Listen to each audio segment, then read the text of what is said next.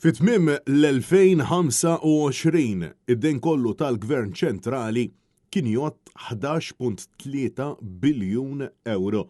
Tani kif meta wieħed qabel ma' sena preċedenti f'temp ta' 12 xahar, id-dejn żdied b'aktar minn 892 miljun euro.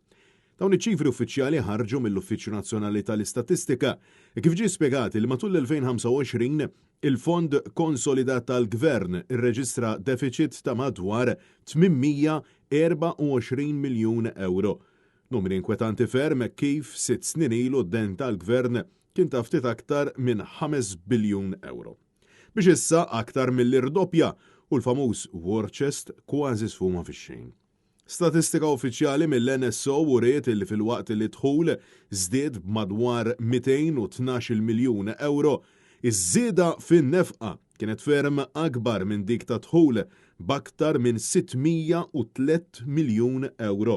Dan ifisser li kien hemm bidla negattiva ta' 391.2 miljun euro fil-Fond Konsolidat tal-Gvern. Ġi spjegat ukoll illi l-imax fuq id-dejn pubbliku laħaq il-296.6 miljun euro, żieda ta' 35.2 miljun euro meta qabel mas-sena preċedenti. L-akbar sorsi ta' dħul għall-Gvern kien mill-income tax, mis-sigurtà soċjali u mill-VAT.